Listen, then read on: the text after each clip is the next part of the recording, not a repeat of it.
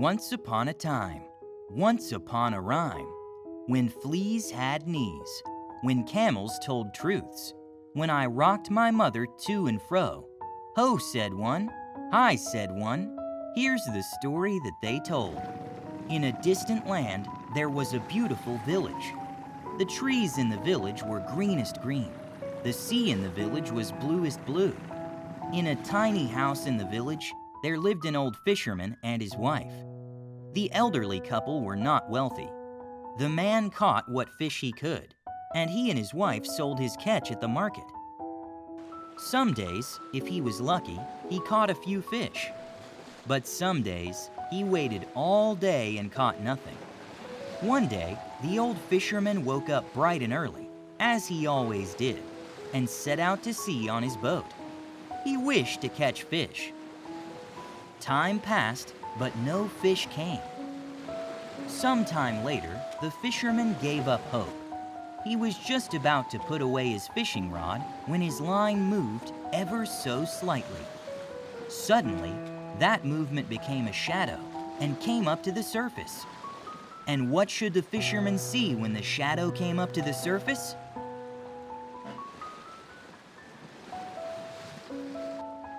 A dazzlingly beautiful fairy was before him. When he saw the fairy, the fisherman was awestruck. Then the fairy started speaking to the fisherman. "Do not fear me. I saw that you caught nothing all day. I came to help you and your wife. I will grant you one wish." The fisherman thought about a while. Many wishes came to his mind. Finally, he decided. I wish for a new boat and a boat full of fish. In the blink of an eye, the fisherman's boat was transformed into a huge new boat. There were buckets full of fresh fish at the front of the boat. The fisherman turned to ask the fairy, "How can this be?" But the fairy was long gone into the depths of the big blue sea. The fisherman merrily went home. His wife was shocked to see the new boat and the buckets full of fish. The fisherman told his wife all about the happenings of the day. His wife was glad for the fish and the new boat, but she thought to herself, if only he had wished for something else. She told her husband, "Go back to the same spot at the same hour tomorrow. Take your fishing rod and wait. When the fairy comes, ask her for a big mansion." The fisherman liked this idea. He was glad that he would finally get rid of this tiny, broken-down house. The next day, the fairy really did come back. She asked the old fisherman, "Old fisherman, do you have a wish?" The old fisherman told her he wished for a mansion. The fairy told him, "So it shall be." The old fisherman wanted so badly to see his new house that he went straight back home that day and did not even try to catch any fish.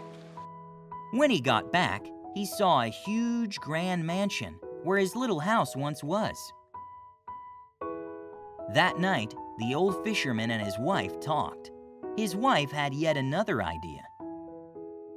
"So the fairy does whatever we want, and that's great and all, but it's such a hassle going out to sea every time we want something. You know what? You should bring the fairy back here, so we can keep her close." The old fisherman was surprised.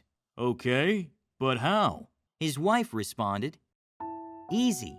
I'll come with you. We will trick the fairy and catch her. Then we will bring her home."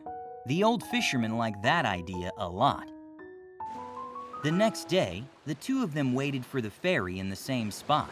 In time, the fairy came to the surface. The fisherman told her, "Fairy, fairy, come up to the boat so we can see your face.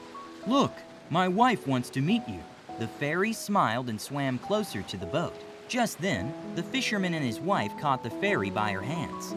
They tried to stuff her in a sack. The fairy realized what the old couple was trying to do. Suddenly, the fairy transformed into a shiny purple fish and was lost in the depths of the big blue sea. The old couple's new boat fell to pieces. The husband and wife swam their way back to shore, just to see that there was nothing left of their beautiful mansion. They paid the price of their greed, by losing both their house and their boat. They had learnt their lesson, but now there was nothing they could do about it. They went back to living like they used to, and they never saw the fairy again. As the saying goes, a whole village cannot do what you yourself can do unto you. 3 apples fell from the sky, 1 for one who wrote this story, 1 for the one who told it, and 1 for the one who listened. There was no apple left for the old fisherman and his wife. They were not grateful for the things they got, and that's where this story ends.